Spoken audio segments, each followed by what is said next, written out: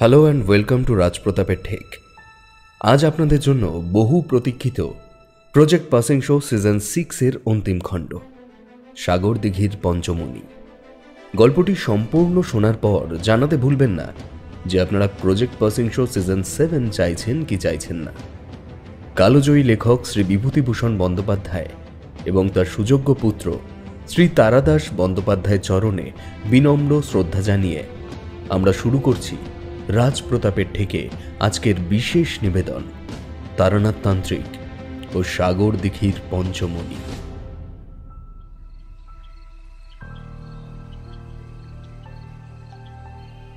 কামতাপুর রাজ্যের বহু প্রাচীন দুর্গের গোপন তোষাখানায় দাঁড়িয়ে রয়েছি। এক প্রজন্ম আগে কেদারনাথ চক্রবর্তী এই বাড়িতে এসে যে নীলকান্ত মণি এনাদের দিয়ে গিয়েছিলেন তার উপযুক্ত সত্ত্বাধিকারী মিলল না ঠিকই, তবে আমি যখন ওই মণি বহু প্রতীক্ষার পর স্পর্শ করলাম তখন আশ্চর্যজনকভাবে তা প্রজ্বলিত হয়ে উঠে পুরো তোষাখানাকে একটি বিচিত্র নীল আলোক আভায় ভরিয়ে তুলল। এমন সময় ওই ঘরটিকে কেন্দ্র করে শুনতে পেলাম, ওম হ্রিম ক্রিম সর্বশত্রুস্তম্ভিনী ঘোর কালিকায় ফট। ওম হ্রিম ক্রিম সর্বশত্রুস্তম্ভিনী ঘোর কালিকায় ফট। কৌতূহল বশত সেদিক তাকিয়ে রইলাম কিছুক্ষণ। সময় ও স্থানের জ্ঞান হয়তো হারিয়ে গিয়েছিল আমার। হঠাৎ লক্ষ্য করলাম ঘরের ভেতরে উদ্ভাসিত হয়ে থাকা নীলচে আলোটা তার আলোক পরিধির বলয় খানিকটা করে কমিয়ে আনছে আশ্চর্যভাবে। এ যেন কোনো এক বিরাট মহাশূন্যে দাঁড়িয়ে চোখের সম্মুখে অস্থায়মান দিগন্তের প্রকৃতি দেখছি।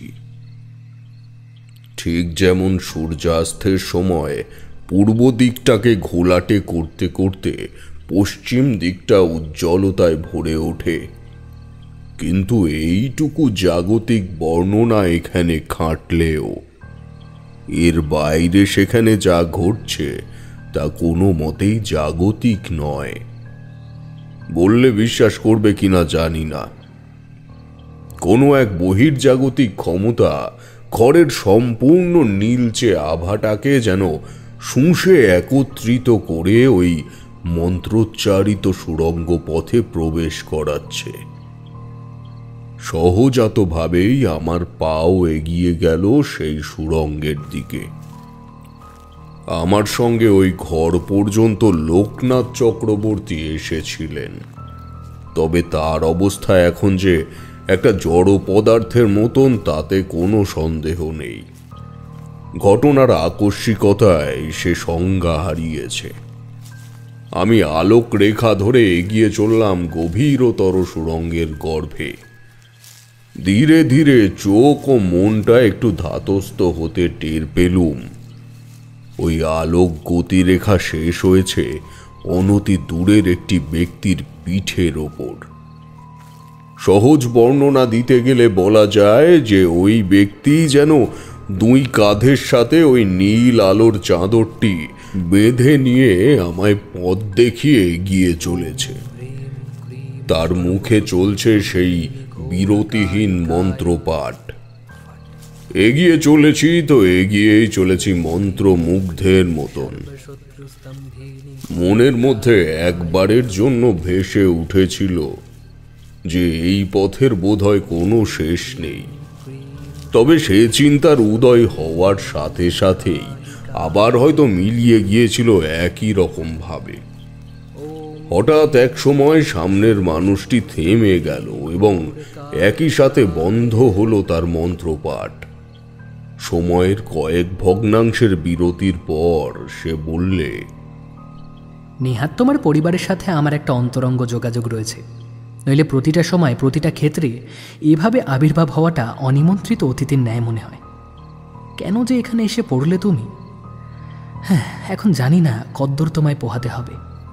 আমি কিন্তু ততক্ষণে বেশ বুঝে গিয়েছি মানুষটি কে। তোমরা হয়তো ভাবছো এমন একজন চরিত্রকে চিনতে আমার তো এতক্ষণ লাগার কথা নয়, তবুও কেন এত দেরি হলো আমার, তাই তো? বলি শোনো, যে ঘটনা এতক্ষণ নিজের চর্মচক্ষুর সম্মুখে ঘটে গেল তেমন কিছু তোমাদের সামনে ঘটতে শুরু করলে তোমাদের অবস্থাও তাই হতো। ব্যাপারটা খানিকটা এমন যে গ্রাম বাংলায় প্রচলিত ভুলো ভূতেরা যেমন মানুষকে ঘুমের মধ্যে ভুলিয়ে নিয়ে বহু দূরে নিয়ে যায় তার বাড়ির থেকে, এবং সেই মানুষও বিচার বুদ্ধির জ্ঞান হারিয়ে হাঁটতে শুরু করে তার পিছু পিছু, এটাও ঠিক তেমনই পরিস্থিতি ছিল আমার জন্য। যাই হোক, হয়তো তোমরা বুঝতে পেরেছো এবার।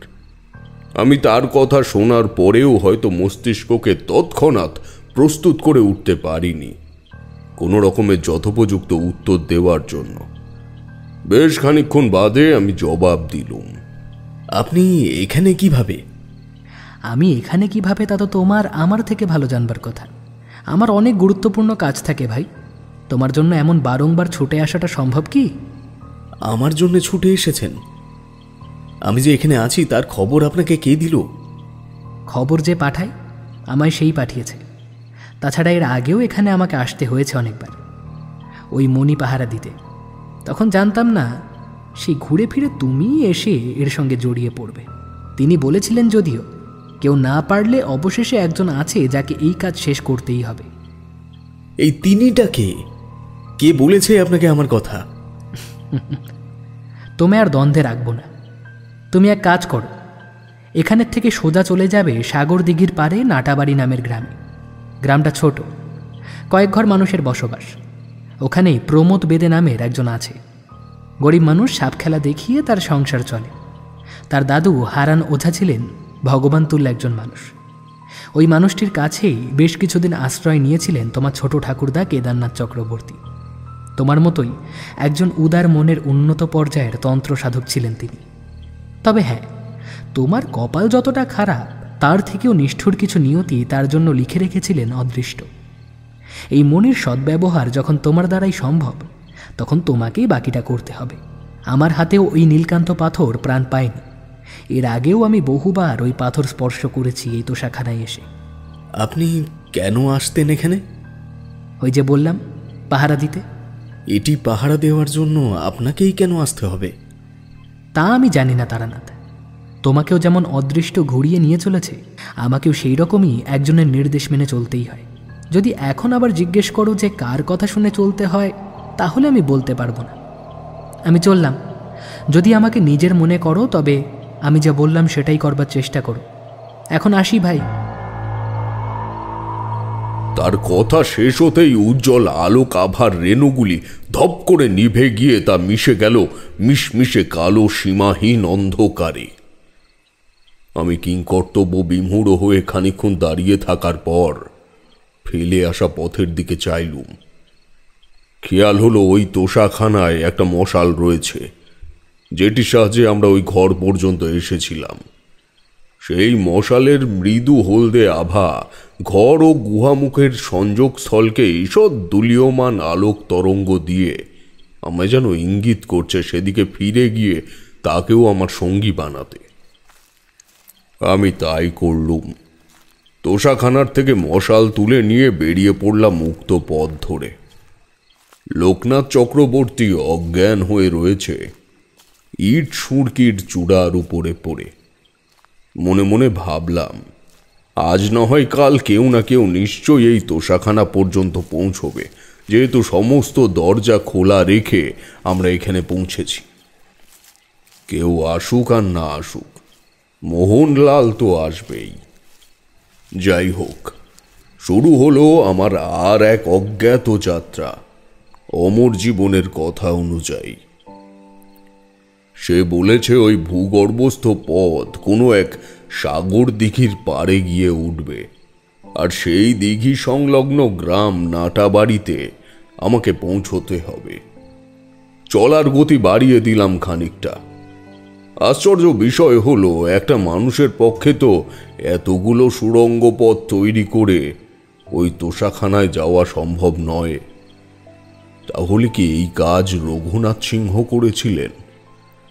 জয়চরণ বলেছিল কেদারনাথ চক্রবর্তী তাদের বাড়ির থেকে চলে যাবার পর রঘুনাথ সিংহ নাকি মাঝে মাঝেই নিরুদ্দেশ হয়ে যেতেন। সে সময় কি কোনো কারণে এই গুপ্ত পথগুলি তৈরি করেছিলেন তিনি, নাকি সমস্তটাই অমর জীবনের কৃত্তি? বলা যায় না। তার সৃষ্টি, তার আবির্ভাব এতটাই অমানবিক ও অপার্থিব যে কোনো কাজ তার পক্ষে বোধহয় করা সম্ভব। হাঁটতে হাঁটতে ক্লান্ত হয়ে পড়ছি, তবুও সে রাস্তা ফুরোচ্ছে না। যেমন অকাল শ্রাবণের মতো অমরের আবির্ভাব হয়েছিল, ঠিক তেমন ভাবেই সে নিরুদ্দেশ হয়েছে, নীল আলোক তরঙ্গের সাথে সাথেই। নইলে এতক্ষণ আরো একবার তার দেখা পেতুম। চিন্তার সে সময় আমার কোনো সীমা পরিসীমাই নেই, যে কারণে পায়ের সাথে সাথে মস্তিষ্কও তখন ক্লান্ত। ঠিক করলাম এবার একটু বসে জিরিয়ে নি। চোখের পাতা ভারী হয়ে এসেছে, মশাল ধরে থাকা হাতটা যন্ত্রণায় বিষিয়ে উঠছে মাঝে মাঝে। অবশেষে আর না পেরে সেটিকে মাটিতে গেঁথে দিয়ে তার পাশে আমি সমস্ত শক্তিকে আত্মসমর্পণ করে বসে পড়লুম। না, বেশিক্ষণ জেগে থাকতে পারলাম না। চোখ মোটা মোটা করে কয়েকবার এদিক ওদিক তাকানোর পর আমি ঘুমিয়ে পড়লাম। বেকায়দায় পড়লাম। ঘুম যখন ভাঙলো তখন প্রথম প্রথম তো সন্দেহ হলো যে ঘুম আদৌ ভেঙেছে নাকি চোখ বুজেই আছি, কারণ মাটিতে পুঁতে রাখা মশালটা কখন নিভে গেছে তার ঠিক নেই। তাছাড়া ঘুম থেকে ওঠার পর প্রথম প্রথম তো ঠিকই করতে পারছিলাম না যে আমি কোন দিক থেকে এসেছি বা কোন দিকে আমায় যেতে হবে। ঠিক তখনই যে রাস্তায় আমায় যেতে হবে সেদিক থেকে দুটি সবজে চোখ আমার দিকে এগিয়ে আসছে লক্ষ্য করলুম। চক্ষু বিন্দু দুটির উচ্চতা মাটির থেকে ফুট দুয়েক উঁচুতে হবে। ভয় হলো মনে। একই বিপদের শেষ নেই, তার উপরে কি অবশেষে শিয়ালের পেটে যেতে হবে? বুকটা কাঁপতে শুরু করলো আতঙ্কে। কাঁপা কাঁপা পায়ে উঠে দাঁড়ানো মাত্রই শুনতে পেলাম একটা গম্ভীর গলার কুকুরের ডাক। এই গুপ্ত সুড়ঙ্গের মধ্যে কুকুর! ভাবনা চিন্তার অবকাশ কাটতে না কাটতেই প্রাণীটি আমার পাশে এসে গভীর শ্বাস ফেলতে শুরু করেছে। মাথা ঘষছে আমার হাতের পাঞ্জায়, যেন কতদিনের পরিচয় আমার তার সাথে। বুঝলাম সে আমার সঙ্গী হতে চায়, এবং শুধু তাই নয়, আমার ফোঁতু আর কাপড়ের কোনা কামড়ে ধরে সে মাঝে মাঝে মৃদু টান দিয়ে বুঝিয়ে দিতে চাইছে আমি যেন তাকে অনুসরণ করি। যেহেতু আমাকে ওই পথে যেতে হবে, তাই আর সময় নষ্ট না করে আবার হাঁটা ধরলাম। কুকুরটি রইল আমার পাশে পাশে। আরো কতক্ষণ এগিয়ে গেলাম জানি না, তবে এক সময় সুড়ঙ্গ পথটি ধীরে ধীরে চড়াইয়ের দিকে উঠছে অনুভব করে বুঝতে পারলাম এবার আমি ওই ভয়ঙ্কর ভূগর্ভস্থ পথের থেকে মুক্তি পেতে চলেছি। আর কিছুক্ষণের মধ্যে হলোও তাই। কুকুরটি আমার আগেই ওপরে উঠে গিয়ে অপেক্ষারত অবস্থায় তাকিয়ে রয়েছে নিচের দিকে। অবশেষে যখন উন্মুক্ত পৃথিবীর পরিত্রাণের আলো দেখতে পেলুম, তখন মনটা ভরে উঠল জীবনের স্বাদে। কলকল করে জলের শব্দ বেজে চলেছে পাশেই কোথাও। উঠে আসার পরে দেখলাম একটা বিরাট আয়তনের দিঘির পাশে মাথা ছাড়ানো ঘাস ভরা প্রান্তরে আমি এসে পৌঁছেছি। দিঘিটির চারিদিকে প্রৌঢ় প্রহরীর মতো সতর্ক পাহারা দিয়ে চলেছে গোটা দশেক তালগাছ। আগাছা ও বুনো ঘাসের বাড়বাড়ন্ত এতটাই যে তাদের একটিরও গোড়া দৃষ্টিগোচর হয় না। বহু দূরে দিঘির এক প্রান্তে বাঁশের তৈরি সিঁড়ি দিয়ে জলে নামছে একজন বৃদ্ধ মতন লোক। আমি তাকে উদ্দেশ্য করেই হাঁটা শুরু করলাম পাড় বরাবর। আনুমানিক শব্দসীমায় পৌঁছে হাঁক দিলাম, এই যে শুনতে পাচ্ছেন? লোকটি তখন কোমর জলে নেমেছে। আমার ডাক শুনে এদিকে ফিরতে বললাম, বলছিলাম নাটাবাড়ি গ্রামটি কোন দিকে বলতে পারেন? লোকটি হাত উঁচু করে ঠিক তার ডান দিকের ঝোপঝাড়ের উদ্দেশ্যে অঙ্গুলি নির্দেশ করে চেঁচিয়ে বললে, আরে বাবা, ওই তো নাটাবাড়ি গ্রাম, ওই দিক থেকে ঘুরে এপারে এলে দেখতে পাবেন। আমি ওনার কথা অনুযায়ী এগোতে শুরু করলাম। দিঘির পাড়ের থেকে পায়ে হাঁটা সুরকি পথ আছে, সুতরাং এই জায়গায় প্রতিনিয়ত মানুষের আনাগোনা হয়। মনে মনে ভাবলাম, যাতায়াতের পথে মানুষের কি চোখে পড়ে না অত বড় একটা সুড়ঙ্গ পথের মুখ? যা কাজ নেই বাড়তি কৌতূহলে এই ভেবে মনের থেকে বিষয়টাকে মুছেই ফেললাম। যে অস্থায়ী ঘাটে লোকটি স্নান করছিল সে জায়গার সামনে থেকে যখন যাচ্ছি তখন লোকটি আমায় জিজ্ঞেস করল, কোথায় যাবেন নাটাবাড়িতে? কার বাড়ি যাবেন? আমি যাব প্রমোদ বেদের বাড়িতে। আপনি চেনেন? ও, প্রমোদের বাড়ি। ওই তো চটকা গাছের তলায় যে বিচুলি দেওয়া বাড়িটা রয়েছে না, ওই একটু এগিয়ে যান, চোখে পড়বে। কিছুটা এগিয়ে গেলেই দেখতে পাবেন ওটাই প্রমোদের বাড়ি। আপনিও কি সাপ খেলা দেখান নাকি? আগে না, ধন্যবাদ। আচ্ছা, আমি আসি। লোকটিকে একটু অপ্রতিভ করেই বিদায় নিলাম। খামোখা কি বলতে বলতে নীলকান্ত মণির কথা উল্লেখ করে ফেলি, তার তো কোনো ঠিক নেই। ওনার কথা মতো মিনিট খানেক এগিয়ে গিয়ে উল্লেখিত বড় একটি চটকা গাছের নিচে দুস্থ বাড়িটিকে চোখে পড়ল। দুস্থ বলছি কারণ বাড়িটি সম্পূর্ণ কাঠামো নিয়ে একটুখানি ঝুঁকে রয়েছে বাঁদিকে। আমি পেছনের দিক থেকে হাঁটতে হাঁটতে গিয়ে সামনের উঠোনে পৌঁছালাম এবং পৌঁছাবা মাত্রই দেখলাম এক মাঝবয়সী ছিমছিমে চেহারা যুবক দরজার কপাটে শেকল লাগাচ্ছে। আমি ডাকলাম, নমস্কার, আমি তারানাথ। আপনি নিশ্চয়ই প্রমোদ? ছেলেটি মাথা ঘুরিয়ে আমায় দেখেই জড়ো হস্তে বারান্দার থেকে নিচে নেমে এলো। একবারের জন্য তার চোখ আমার পেছনে দাঁড়িয়ে থাকা কুকুরটির ওপরেও পড়ল। তারপর সে বলল, হ্যাঁ নমস্কার, আমি প্রমোদ ভূঁইয়া। আপনাকে তো ঠিক... আপনি ঠিক আমাকে চিনবেন না, কারণ এখানে আমি নতুন। তবে আমার ছোট ঠাকুরদা আপনাদের ভিটেতে আগে এসেছিলেন, আমি খবর পেয়েছি। আপনার দাদু নিশ্চয়ই মস্ত বড় ওঝা ছিলেন, নাম হারান ভূঁইয়া। ছেলেটি এবার ভ্রুকুটি করে আমার দিকে চাইল। খানিকক্ষণ আমায় আপাদমস্তক পরীক্ষা করবার পর বলল, আপনার ছোট ঠাকুরদা বলতে আপনি কি কেদারনাথ চক্রবর্তীর কথা বলতে চাইছেন? হ্যাঁ, একদম ঠিক ধরেছেন। আপনি নিশ্চয়ই শুনেছেন তার ব্যাপারে। প্রমোদের পা দুটি যেন একটু কেঁপে উঠল বলে মনে হলো। বুঝলাম আমার আগমনের ব্যাপারটা তার কাছে রূপকথার মতন ঠেকছে।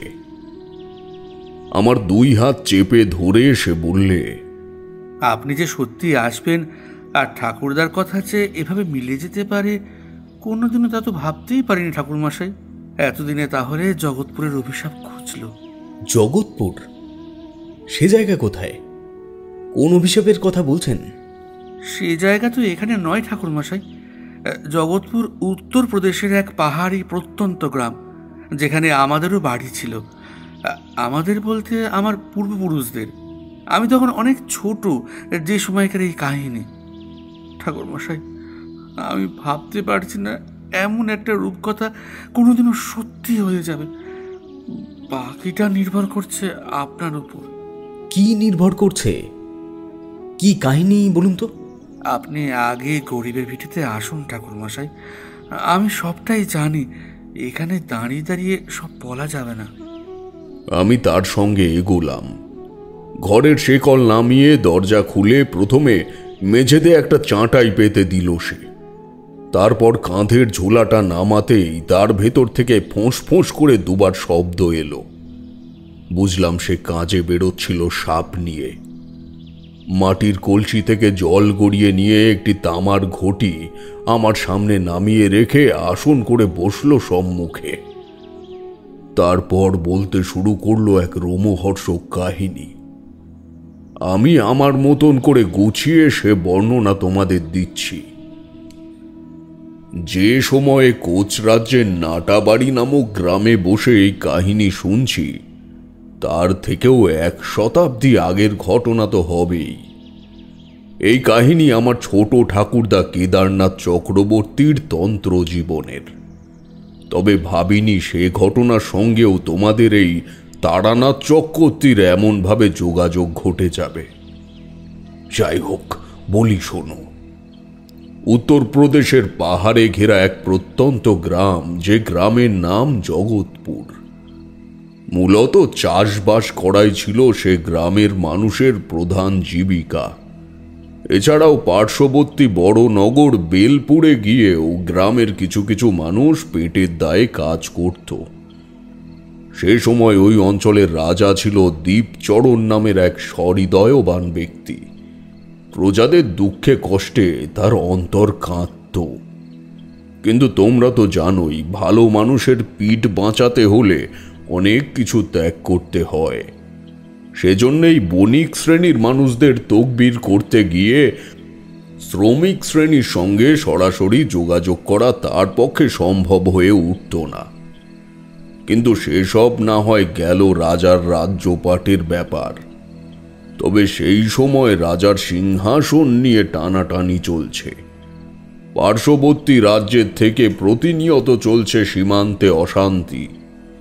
আর ওই রাজ্যের সব থেকে দুর্বল সীমান্ত ছিল এই জগৎপুর গ্রাম, যে জায়গার কথা এর আগেও উল্লেখ করলাম। ওই গ্রামেরই এক বাসিন্দা ছিল এই প্রমোদ ভূঁইয়ার দাদু হারান ওঝা। সেই কারণেই সমস্ত ঘটনা তিনি চোখের সামনে দেখে এই প্রমোদকে বলে গেছেন। যাই হোক, মূল ব্যাপারটা শুরু হয় এক কাল রাত্রির থেকে, যে রাতে বৈদেশিক শক্তির করের তোপ এসে পড়ল জগৎপুর গ্রামের পার্শ্ববর্তী কোনো জায়গায়। গ্রামের মানুষ তটস্থ হয়ে উঠল মুহূর্তেই। সকলে বুঝতে পারল এবার আর প্রাণ বাঁচানো সম্ভব হবে না। তবুও বিনা যুদ্ধেই কি বাসভূমি ত্যাগ করে পালানো যায়? গ্রামের ছেলে, বউ, বৃদ্ধ সকলেই যে যার মতো দাঁ, বটি, কুড়োল নিয়ে একত্রিত হলো। কেবল একজন নিজের কুঁড়ে ঘরের মধ্যেই রইল বাধ্য হয়ে। সে হলো ওই গ্রামের একমাত্র ব্রাহ্মণ পত্নীর স্ত্রী, অর্থাৎ অমল ভট্টাচার্যের বউ। অমলের স্ত্রী তখন 10 মাসের অন্তঃসত্ত্বা। সেও বা কি করে নিজের স্ত্রীকে ছেড়ে মুক্ত মঞ্চের যুদ্ধে ঝাঁপিয়ে পড়ে? তখন তার এমন অবস্থা যে নিজের প্রাণ বাঁচুক অথবা না বাঁচুক, তার নবাগত সন্তানকে যতক্ষণ সম্ভব সে রক্ষা করবার চেষ্টা করবে। তাই সে জমায়েতের একদম পেছনে গিয়ে নিজের বাড়ির দিকে কান সজাগ রেখে একটা রামদা নিয়ে চক্কর কাটতে থাকলো। ঠিক তখনই ওই গ্রামের মাটিতে প্রতিধ্বনিত হয়ে উঠল রাজা দীপচরণের ঘোড়ার খুঁড়ের শব্দ। সকলে আশান্বিতভাবে চেয়ে দেখল রাজা স্বয়ং যুদ্ধবস্ত্র পরে সেনাপতিকে নিয়ে তাদের গ্রামে এসে পৌঁছেছে। দুর্দশাগ্রস্ত গ্রামবাসীদের সম্মুখে ঘোড়া থামিয়ে তিনি আদেশের সুরে বললেন, তোমাদের বাঁচানো আমার কর্তব্য। তবুও আজ যেভাবে তোমরা একত্রিত হয়েছ তা আমায় অনুপ্রাণিত করেছে। এভাবে সকলের জন্য সকলে পাশে এসে দাঁড়ালে কারোর ক্ষমতা নেই যে আমাদের রাজ্য দখল করে। আজ শুধু নিজেদের জন্য নয়, রাজ্যের জন্য লড়া হোক। পশ্চিম সীমান্তে প্রচুর যোদ্ধা মারা পড়েছে খবর পেয়েছি। সেখানে আক্রমণ চলছে মুহুর্মুহু। আমি নিজে তোমাদের সঙ্গে আছি। শেষ নিঃশ্বাস পর্যন্ত লড়াই করব। রাজার শেষের কথাগুলো শুনেই বোঝা গেল যে তিনি আত্মমর্যাদার জায়গা থেকেই কেবল কথাগুলি বললেন। বুক বল সে হারিয়ে ফেলেছে অনেক আগেই। এমন সময় ভূমিকম্পের মতো পায়ের তলায় মাটি থরথর করে কেঁপে উঠতে শুরু করল। সকলে বুঝতে পারল বিপক্ষ দলের যোদ্ধারা এগিয়ে আসছে সমবেতভাবে। গ্রামবাসীর দল রাজার আগমনে একটু দুর্বল হয়ে পড়েছিল ঠিকই, তবে এই পূর্বাভাস পাওয়ার পর সবাই আবার দলবদ্ধ হয়ে দাঁড়ালো রাজার ঘোড়ার সামনে। এমন সময় পাশের জঙ্গলে ঘেরা পাহাড়ি চড়াই থেকে নেমে আসতে দেখা গেল এক আগন্তুককে। পরনে লেংটি, সারা শরীরে অগরু ও ভস্যের গুঁড়ো। সে গ্রামবাসীদের সামনে এসে এমন ভঙ্গিতে দাঁড়িয়ে পড়ল যেন তিনিও এই যুদ্ধে অংশগ্রহণ করতে ইচ্ছুক, তাদের সমকক্ষ হয়ে। অস্ত্র বলতে একটা গাছের ডাল, দেখতে অনেকটা ত্রিশূলের মতো। প্রমোদের দাদু হাঁড়ান ওঝা ছিলেন একেবারে গ্রামবাসীদের প্রথম সারিতে। তিনি লক্ষ্য করেছিলেন ভবঘুরে আগন্তুকের হাতের ওই ত্রিফলা লাঠিতে 4টি আশ্চর্য পাথর জাতীয় কিছু জ্বলজ্বল করছে। পাথরগুলি পরপর সাজানো ওই ব্যক্তির হাতে ধরে থাকা দণ্ডটির ওপর। ততক্ষণে ধীরে ধীরে সম্মুখে এসে মৌমাছির ঝাঁকের মতো জড়ো হচ্ছে দুষ্কৃতীর দল। ওই ষড়যন্ত্রের মূলে যে আছে, অর্থাৎ ওই বিপক্ষ দলের সেনাপতি, সে সামনে এসে দাঁড়ানো মাত্রই প্রত্যেকে দেখল রাজ্য অধিগ্রহণের খিদে নিয়ে যে ব্যক্তি অত বড় একটা সশস্ত্র দল চালনা করে নিয়ে এসেছে, তার চোখে নিষ্ঠুরতা যেন নিমেষেই উভে গিয়ে সেখানের স্থান করে নিল অযাচিত আতঙ্ক বা ভয়। গ্রামবাসী ভাবল হয়তো স্বয়ং রাজাকে সেখানে উপস্থিত থাকতে দেখে বিপক্ষ দলের এমন অভিব্যক্তি হয়েছে, তারা ভয় পেয়েছে। কিন্তু তাদের ধারণা সম্পূর্ণ মিথ্যে হলো যখন তারা ভয়ার্ত কণ্ঠে ওই শত্রুপক্ষের সেনাপতিকে বলতে শুনল, রাজামশাই, কাদের নিয়ে যুদ্ধে নেমেছেন? এরা তো কেউ মানুষ নয়, এরা তো কেউ মানুষ নয়। শত্রুপক্ষের প্রত্যেকের দৃষ্টি আশপাশের পাহাড়ি অঞ্চল ও জঙ্গলের ওপরে ঘোরাফেরা করছে। গ্রামবাসীরাও সকলে অনুভব করল তাদের আশেপাশে এসে দাঁড়িয়েছে অসংখ্য ছায়ামূর্তি, যাদের চোখে দেখা যায় না কিন্তু স্পষ্ট অনুভব করা যায়। ঠিক তখনই সকলের সম্মুখে দাঁড়িয়ে থাকা আগন্তুক ভবঘুরে এক পা মাত্র শত্রুপক্ষের দিকে এগিয়ে দিতেই তারা পরিমরি করে নিজের নিজের ঘোড়া নিয়ে ছুট লাগালো দুই রাজ্যের সীমানার দিকে। রাজা দীপচরণ সহ সকলেই বুঝতে পারল যে যা ঘটেছে সবই ঘটিয়েছে ওই ভবঘুরে আগন্তুক। সকলের বিনম্র জড়হস্ত ললাট স্পর্শ করল ওই ব্যক্তির উদ্দেশ্যে। সেই ব্যক্তি এবার সকলের দিকে ঘুরে শান্ত কণ্ঠে বললে, আমি কেদারনাথ চক্রবর্তী, আপনাদের রাজ্যের একজন উদ্বাস্তু সন্ন্যাসী। আজ আপনারা মুক্তি পেলেন আপনাদের একতার ক্ষমতায়। ওই ওপরের পাহাড়ি উপত্যকায় আমার ডেরা, সেখান থেকেই আমি সব লক্ষ্য করছিলাম। ভগবানের উপাসক, তাই তার নাম করতে করতে নিচে নেমে এলাম। ভাবলাম রাজ্যের মাটিতেই যখন রয়েছি তখন আপনাদের সঙ্গে অংশগ্রহণ করা আমার কর্তব্য। তবে এই রাজামশাই, আপনার এই রাজ্য খুব বেশি দিন আপনার আয়ত্তে থাকবে না। ধনসম্পত্তি যা একত্রিত করেছেন তা যত দ্রুত সম্ভব অন্যত্র সরিয়ে দিন। কালের নিষ্ঠুর প্রভাব পড়তে চলেছে ভূপৃষ্ঠের ওপর।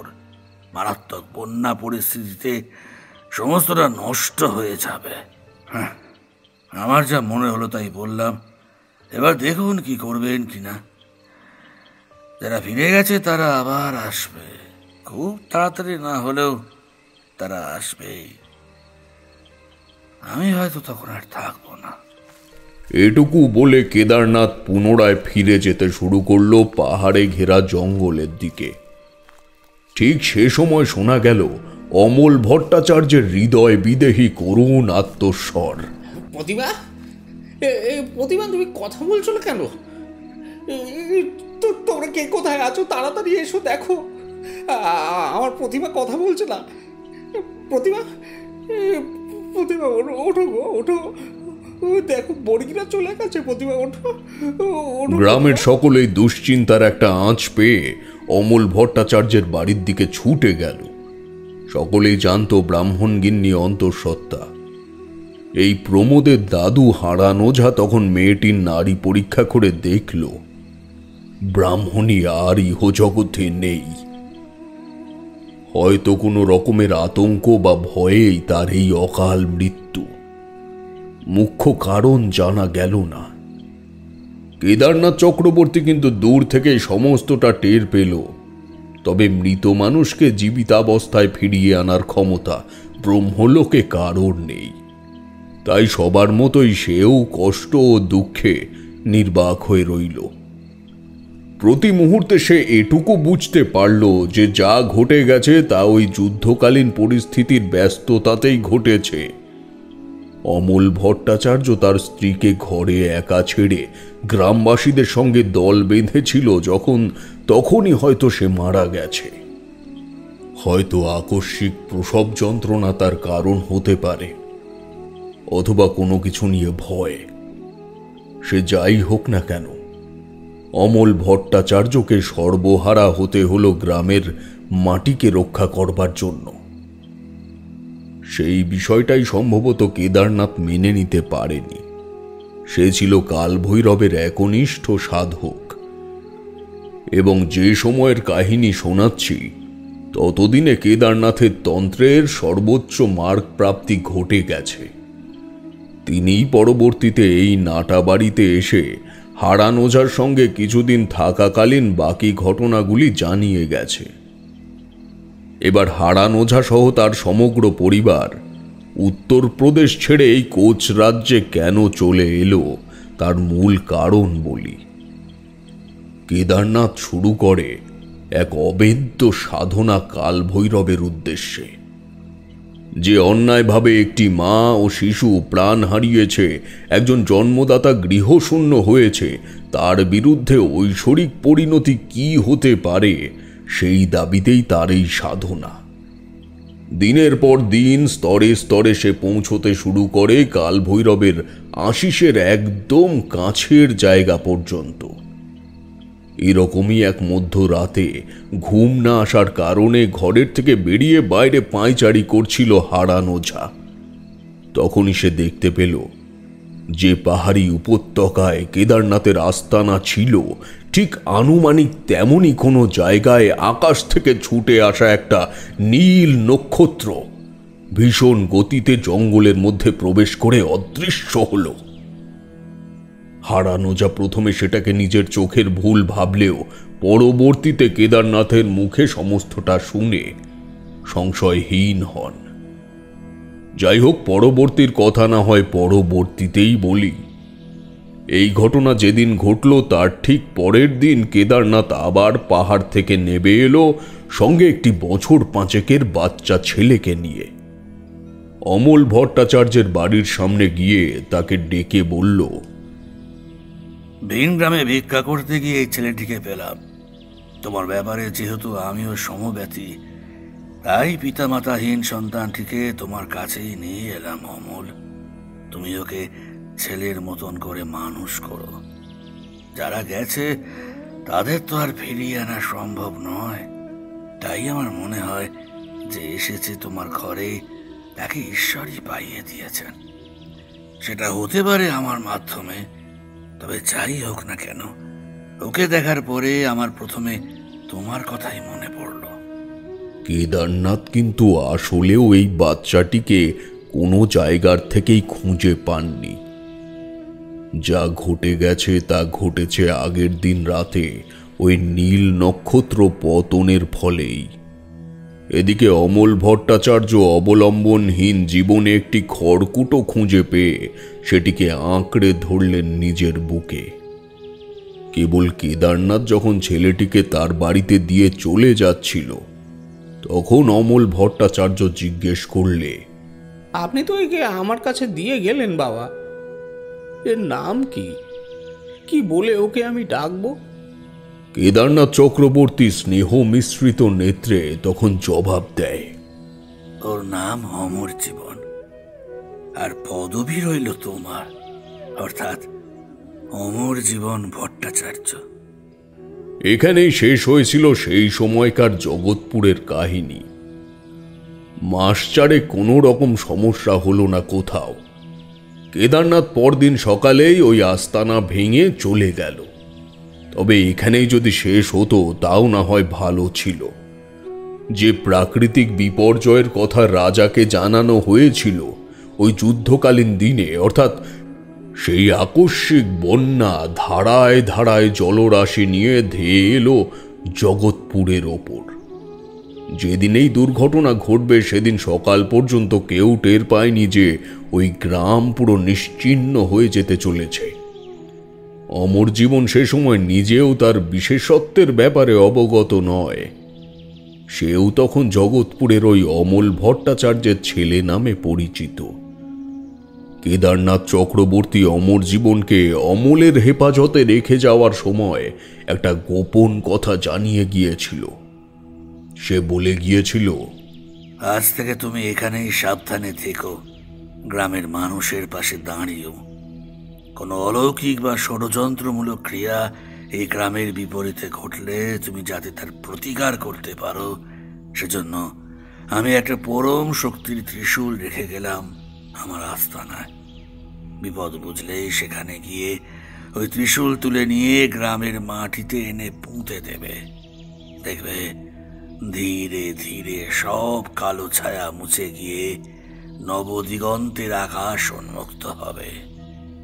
কেদারনাথের নির্দেশ এই রূপ ছিল ঠিকই, তবে অপরিণত মস্তিষ্ক সম্পন্ন অমর জীবন প্রাকৃতিক দুর্যোগকেই অলৌকিক ক্রিয়াকলাপ মনে করে গ্রামের মানুষের হাহাকার ও করুণার আর্তনাদ শোনা মাত্রই পাহাড়ি উপত্যকায় উঠে কেদারনাথের রেখে যাওয়া পরম শক্তির ত্রিশূলটি এনে পুঁতে দেয় জগৎপুর গ্রামের মাটিতে। এবং সে সময়ই ঘটে যায় অদৃষ্ট ও প্রলয়ের দেবতার সঙ্গে বিধাতার এক আলোড়ন সৃষ্টিকারী ঘটনা। কেদারনাথের পরম শক্তির ত্রিশূলের এতটাই ক্ষমতা ছিল যে সে নিমেষেই ওই গ্রামটিকে ধুধু প্রান্তরে পরিণত করল। সেখানকার মানুষ, বাড়ি ঘর সমস্তটা যেন দুমড়ে মুচড়ে একত্রিত হয়ে বায়বীয় আকারে প্রবেশ করল ওই ত্রিশূলের মধ্যে। ফলে প্রলয়ের দেবতার এবং বিধাতার সন্ধিক্ষেত্রে অদৃষ্ট যে মৃত্যুগুলি লিখে রেখেছিল সে মানুষগুলির হিসেব রইল না আর। বিধাতার লিখন খণ্ডে ফেলার মতো ক্ষমতা মানুষের হাতে থাকলে তা কতটা ভয়ঙ্কর হতে পারে ভাবতে পারছো? ঈশ্বর কি সেই অধ্যত্বকে মেনে নেবে? যে মানুষগুলি উধাও হয়ে গেল তারা আসলেও বাঁচেনি। ওই ত্রিশূলের ভেতরেই তারা আবদ্ধ হয়ে রইল অতৃপ্ত আত্মার মতো। বন্যার প্রকোপে সমস্ত রাজ্য ভেসে গেলেও জঙ্গলে ঘেরা জগৎপুর গ্রামে এক ফোঁটাও জল বয়ে গেল না। কেদারনাথ চক্রবর্তী তখন কামাখ্যায় আস্তানা করেছে। তার কাছেও স্বপ্নাদেশ গিয়ে পৌঁছল যে ওই গ্রামে কিছু একটা ঘটেছে। তবে সে যখন ফিরে এলো তখন ত্রিশূলটিকে পোঁতা অবস্থায় পেল, কিন্তু অমর জীবনকে আর পাওয়া গেল না। কেদারনাথের সমস্ত ঘটনা বুঝে নিতে বেশি সময় লাগেনি। সে বুঝতে পারল অমর জীবনের দ্বারা অনর্থ ঘটে গেছে। তবে ত্রিশূলটি তো তার নামেই সংকল্প করা, তাই শক্তিক্ষয় যদি হয় তবে সেটা কেদারনাথেরই হবে। সে ঠিক করে একবার তার দীক্ষা গুরুর কাছে শুনবে যে কিভাবে এই পাপের থেকে পরিত্রাণ পাওয়া যায়। ত্রিশূল সঙ্গে নিয়ে সে চলে আসে এই কোচ রাজ্যের অভয়ারণ্যে। তার গুরুদেব তখন এই জায়গাতেই অধিষ্ঠিত ছিলেন। কেদারনাথ সবকিছু তাকে বলার পর গুরুদেব বললেন, তুই তো মহা বিপাকে পড়েছিস বৎস, তবে পরিত্রাণের জন্য তুই সঠিক জায়গাতেই এসেছিস। আমার কাছে নীলকান্ত মণি আছে, যেটি তোর ওই ত্রিশূলের ঊর্ধ্বভাগের গর্তে যেখানে এসে তিনটি ফলা একত্রিত হয়েছে সেখানে স্থাপন করতে হবে।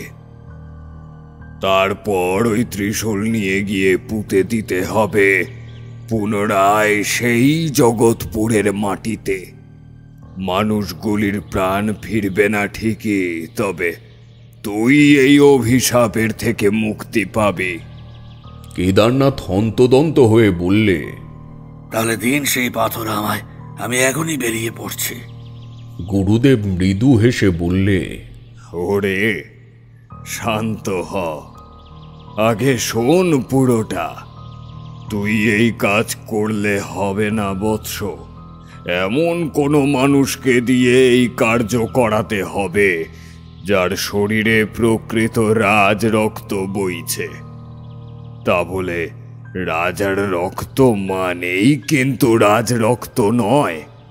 সে রক্ত এমন এক বস্তু যার মধ্যে হিংসা, অহংকার, ক্রোধ, কাম ও লালসার বিন্দু মাত্র মিশেল থাকবে না, এমন কাউকে চাই।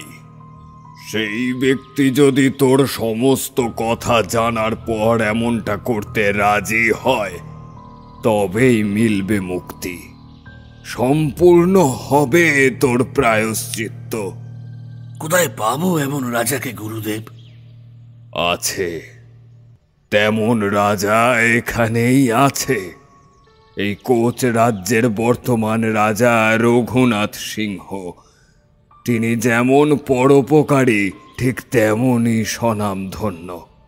তিনি নিজ প্রজাদের মুক্তির জন্যে প্রাণ পর্যন্ত দিতে পারেন। শুনেছি তার নাকি খুব অসুখ। তুই তার কাছে চলে যা, তাকে সুস্থ করে মানুষটিকে বুঝিয়ে দেখ। তাছাড়া আমি যা দেখতে পারছি, এখানে আরো একজন এমন আছেন যিনি ওই জগৎপুর গ্রামেরই অধিবাসী ছিলেন, সম্ভবত ওঝা জাতীয় কেউ। হ্যাঁ, ওখানে হারান ওঝা নামের একজন ছিলেন, কিন্তু তিনি বেঁচে গেলেন কিভাবে? তা ঠিক বুঝতে পারছি না। তুই চলে জানা ওই সাগর দিঘির পাড়ের নাটাবাড়ি গ্রামে, সেখানেই তার বাড়ি। তারপরেই গুরুর নির্দেশ পেয়ে কেদারনাথ চক্রবর্তী, মানে আপনার ছোট ঠাকুরদা, এই বাড়িতে আসেন এবং আমার দাদু হারান ওঝার সঙ্গে তাঁর সাক্ষাৎ হয়। কিন্তু গুরুদেবের প্রশ্ন তো আমার মনেও দানা বেঁধেছে। আপনার দাদু ওই গ্রামেরই মানুষ হওয়া সত্ত্বেও বেঁচে গেলেন কিভাবে? ভাগ্যগুণে বলতে পারেন। দাদু, আমার বাবা সহ আমাদের গোটা পরিবার তখন জগৎপুর ছেড়ে অন্যত্র চলে গেছে জীবিকার কারণে।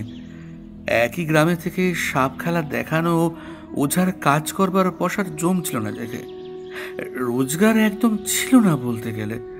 তারপর ধীরে ধীরে সাপের খোঁজে খোঁজে উত্তরের দিকে খেঁচতে খেঁচতে অবশেষে এই নাটা বাড়িতে এসে স্থায়ীভাবে বসবাস শুরু করে। এই কারণেই তারা বেঁচে যান। কেদারনাথ চক্রবর্তী তো রঘুনাথ সিংহকে ভালো করে তুলেছিলেন, তাকে রাজিও করেছিলেন এই কাজের জন্য, কিন্তু তিনি পেরে উঠলেন না। নীলকান্তমণি কোনো এক গুপ্ত জায়গায় লুকিয়ে রেখে তিনি পৃথিবী ত্যাগ করলেন। অমরজীবন ভট্টাচার্য নামের একজনকে কেদারনাথ চক্রবর্তী এখানে পাঠান তার কিছু মাস পর। সেও কয়েকদিন গ্রামে ঘুরঘুর করল। অবশেষে এক রাতের বেলায় পরম শক্তির ত্রিশূল আমার দাদুর হাতে দিয়ে বলে গেল, যদি কোনোদিনও কেদারনাথ চক্রবর্তীর পরিবারের কোনো মানুষ স্বেচ্ছায় আপনার বাড়িতে ঘটনাচক্রে এসে পড়ে, তবে বংশানুক্রমে আপনি জানিয়ে দিয়ে যাবেন যে এই ত্রিশূল যেন তার হাতে দেওয়া হয়। ততদিন আমি নীলকান্তমণি পাহারা দিয়ে রাখব। যদি তার মধ্যে কামতা রাজ্যের ক্ষমতা বদল হয়ে যায়, তাহলে তা আর সম্ভব হবে না। যাই হোক, পবিত্র রাজরক্ত ছাড়া অন্য কোনো উপায়ে যদি কেদারনাথ চক্রবর্তীর ওপরে আরোপিত অভিশাপ ঘোচানো সম্ভব হয়, তবে সেটা তার বংশের রক্তই পারবে। আমি চেষ্টা করে দেখেছি, আমার হাতে মুক্ত প্রজ্বলিত হয়নি। কীভাবেই বা হবে? আমার সৃষ্টিকর্তা সে হলেও আমার শরীরে তো আর তার রক্ত বয় না। এই কথাগুলি বলে সে বিদায় নিয়েছিল। তারপর দাদু মারা যাওয়ার সময় ওই ত্রিশূলের ভার দিয়ে গেল বাবার ওপর। আর বাবা সেটি ছেড়ে গেল আমার দায়িত্বে।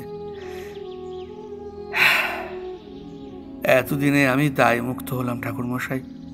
আপনার হাতে ওই পরম শক্তির ত্রিশূল তুলে দিলে আমার স্বর্গীয় বংশধরেরাও শান্তি পাবেন। আমার সারা শরীর শিহরিত হয়ে উঠল প্রমোদের মুখে এই কাহিনী শোনার পর। বিবেচনা করবার শক্তি হারিয়েছে আমার মস্তিষ্ক তখন। সে চৌকির তলার থেকে কাপড়ে মোড়া একটা ফুট তিনেক লম্বা বস্তু বের করে আনলো। তারপর সেটির ওপর থেকে কাপড়ের বাঁধন খুলে নিয়ে প্রকাশিত করল একটি কালো মসৃণ ত্রিফলা কাষ্ঠল দণ্ড, অর্থাৎ কেদারনাথের পরম শক্তির ত্রিশূল। গুরুদেবের কথা অনুযায়ী সত্যিই তার ঊর্ধ্বাংশে একটি জায়গায় প্রমাণ আকারের একটা গর্ত রয়েছে। বুঝলাম আমার কাছে যে মণি রয়েছে তা স্থাপন করতে হবে ওই গর্তে।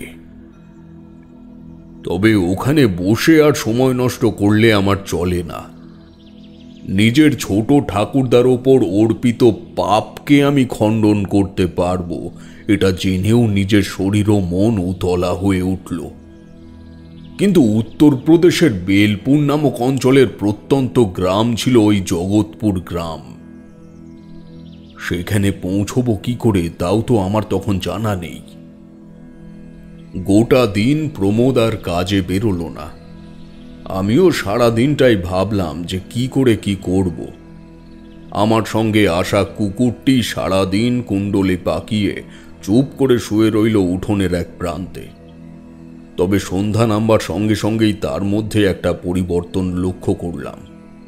সে দাওয়ার কাছে এসে আমায় ইঙ্গিত করে কিছু একটা বোঝাতে শুরু করল।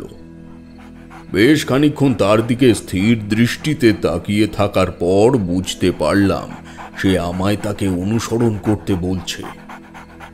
আমি প্রমোদের থেকে বিদায় নিয়ে ত্রিশূল ও ঝোলাটা সঙ্গে নিয়ে মশাল বাগিয়ে বেরিয়ে পড়লাম তার সঙ্গে। কুকুরটি পুনরায় চলেছে সাগর দিঘির পাড়ের ওই জঙ্গল ধরে, যে স্থানে ওই সুড়ঙ্গের মুখটি ছিল সেই দিকে। কিন্তু হাঁটতে হাঁটতে যখন সেখানে এসে পৌঁছালাম, আশ্চর্যজনকভাবে সেই জায়গায় কোনো সুড়ঙ্গের মুখ তো দূরের কথা, সামান্য মাটির অনুর্বরতার প্রমাণ পর্যন্ত পেলাম না। অবাক ব্যাপার, সে সুড়ঙ্গ মুখ গেল কোথায়? যা খুঁজছ তা পাবে না তারানাথ। ওই সুড়ঙ্গ আমি বুঝিয়ে দিয়েছি। বুঝিয়ে দিয়েছেন মানে? এটা কি কোনো ভেলকি হচ্ছে নাকি? না না, কোনো ভেলকি নয়। আমি এসব টুকটাক পারি। আশা করি জানতেই পেরেছো আমার পরিচয় ওই বাড়িতে গিয়ে। আমি জানতাম তুমি সব জানার পর এটাই ভাববে যে কিভাবে এখন অত দূরবর্তী অঞ্চল জগৎপুরে গিয়ে পৌঁছবে। তার সমাধান আমি করে রেখেছি ভাই। ভুলটা যেহেতু আমারই ছিল সেহেতু আমাকেও তো কিছু কাজ করতে হবে। বলে সে তার কাঁধে ঝুলানো একটা ঝোলার থেকে 2 হাত ভরে মাটি ছড়িয়ে দিতে থাকলো সম্মুখের ভূমি ভাগের ওপর। সেই মাটির বেদি ক্রমে হয়ে উঠল বিগত খানেক উঁচু। তারপর অমরজীবন বলল, এবার তোমার হাতের ওই ত্রিশূলে নীলকান্তপনি স্থাপন করে ওই মাটির উপরে ত্রিশূলটি পুঁতে দাও। চিন্তা করো না, এই মাটি ওই জগৎপুরের থেকেই সংগ্রহ করে আনা। আমি এইটুকু আয়োজন করেই রেখেছিলাম তোমার জন্য। আপনার কৃতকার্যের কারণে আমার ছোট ঠাকুরদা শাপগ্রস্ত হয়েছিলেন। আবার এমন কিছু করতে চাই না যার থেকে বিপদ আরও বেড়ে যায়, সে জীবিতাবস্থায় থাকুক অথবা মৃত অবস্থায়। অন্তত এই অভিশাপের থেকে তো মুক্তি পাবে। দুশ্চিন্তার কোনো কারণ নেই। ওই কেদারনাথ চক্রবর্তী আমার সৃষ্টিকর্তা শুধু নয়, এত বড় কর্মকাণ্ডের পরেও তিনি আমায় সব রকম শিক্ষা দিয়েছেন। তুমি জিজ্ঞেস করেছিলে না আমার বাবাকে? তাছাড়াও যখন আমি প্রথমবারের জন্য তোমাদের বাড়িতে গিয়েছিলাম তখন তোমার ছোট ঠাকুরদার মা আমায় দেখে চিনতে পেরেছিল আমার পরিচয়। তাকে আমি দর্শন করিয়েছিলাম কেদারনাথের। সেই সময় তোমার বাবাও অনেক ছোট। আমি জানিয়ে এসেছিলাম তোমার জন্মলগ্নে আকাশে দেখা যাবে এক আশ্চর্য নীল উল্কা। তা যে অক্ষরে অক্ষরে মিলেছে সেটা শুনেছ নিশ্চয়ই। এইসব ক্ষমতা আমার জন্মগত হলেও ক্ষমতার উপরে সংযমের প্রক্রিয়া আমায় শিখিয়েছেন কেদারনাথ চক্রবর্তী। সে তোমার ছোট ঠাকুরদা হতে পারে, তবে আমার কাছে তিনি আমার সৃষ্টিকর্তা। এতদিন পরে প্রায়শ্চিত্ত করবার সুযোগ পেয়ে আমি কি তা হাতছাড়া করতে পারি? এরপর আর তাকে অবিশ্বাস করবার কোনো প্রশ্নই থাকে না। অমর জীবনের ঘটনা ততদিনে আমি শুনেছি বাবার মুখেই, তবে দেবদর্শন মুকুজ্জের বাড়ির ওই ঘটনা তখনও ঘটেনি। তার বাচন ভঙ্গিতে এমন একটা বিশ্বাসের মোড়ক রয়েছে যার থেকে নিজেকে বিচ্ছিন্ন করা সম্ভব নয়। ঝোলার থেকে নীলকান্ত বনি বের করে স্থাপন করলাম পরম শক্তির ত্রিশূলটির সেই শূন্য স্থানে। কাকতালীয় ভাবে কিনা জানি না, একেবারে নিপুণভাবে গর্তের আয়তনটিকে জাপটে ধরল বহু প্রাচীন পাথরটি। তারপর ত্রিশূলটিকে মাথার উপরে তুলে প্রমাণ শক্তিতে তা ওই বিছিয়ে রাখা মাটির উপরে পুঁতে দিতেই 5টি মণির ভেতর থেকে ঠিকরে বের হলো 5 বর্ণের 5টি বৃত্ত। যথাক্রমে নীল, লাল, হলুদ, সবুজ ও কমলা রঙের এই বৃত্তগুলি মন্থর গতিতে প্রদক্ষিণ করতে শুরু করলো আমার মাথার চারিদিকে। সম্মুখে কি আছে না আছে তখন আর সেসবের জ্ঞান আমার নেই, কেবল বিচার বুদ্ধিহীন হয়ে চেয়ে রইলাম সেদিকে। কতক্ষণ এই আশ্চর্য আলোক লীলা দেখছি জানি না। এক সময় নীল বৃত্তটির মাঝে ফুটে উঠল একটা বায়বীয় চেহারা। সে চেহারার এপার ওপার দেখা যায়, তবে সেটি যে একটা মুখ তা বুঝতে অসুবিধা হয় না। মুখটা খানিকটা আমার ঠাকুরদা রামনাথ চক্রবর্তীর মতন হলেও মাথা ভর্তি জটা ও দাড়ি গোফের জঙ্গল প্রমাণ করে দিচ্ছে যে যাকে দেখতে পারছি সে একজন সন্ন্যাসী। অর্থাৎ দাদুর সঙ্গে চেহারার মিলটাই আমায় বুঝিয়ে দিল সে হলো আমার ছোট ঠাকুরদা, অর্থাৎ দাদুর ভাই কেদারনাথ চক্রবর্তী। দেখতে অনেকটাই একই রকম। পরক্ষণে এই লাল বৃত্তটার মধ্যে ভেসে উঠল আরো একটি মুখ, এমন ব্যক্তির মুখ যে কিছুক্ষণ আগেই আমার সামনে দাঁড়িয়েছিল, অর্থাৎ অমর জীবন ভট্টাচার্য। হলুদ বৃত্তের মধ্যে দেখতে পেলাম আমার আংশিক পথ প্রদর্শক সেই ষাঁড় মেয়েটিকে।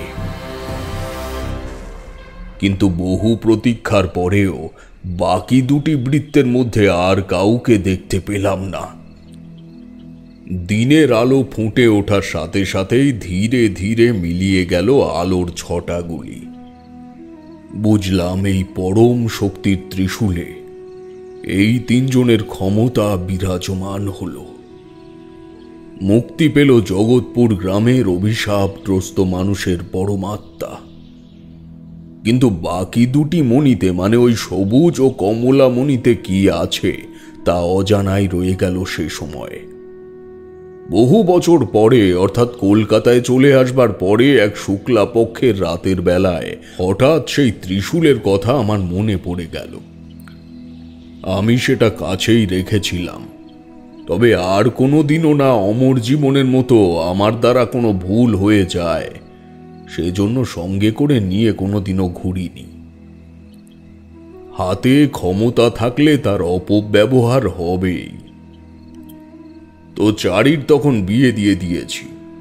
তোমাদের বৌঠান গেছে বেয়াই মশাই ও বেয়ানের আমন্ত্রণে ময়নাশুটি গ্রামে চারির শ্বশুর বাড়িতে। আমারও নিমন্ত্রণ ছিল, তবে কেন জানি না শরীরটা সাথ দিল না। অবশেষে জামাই ও ব্রজভূষণ এসে স্ত্রীকে নিয়ে গেল। ওই রাতে কি মনে হতে আমি ত্রিশূলটি নিয়ে বাড়ির উঠোনে এলাম। তুলসী পীরের সামনে দাঁড়িয়ে একবারের জন্য সেটা মৃদু চাপে ঢুকিয়ে দিলাম নরম মাটিতে। পরক্ষণেই আবার সেই পঞ্চবৃত্তের আবির্ভাব।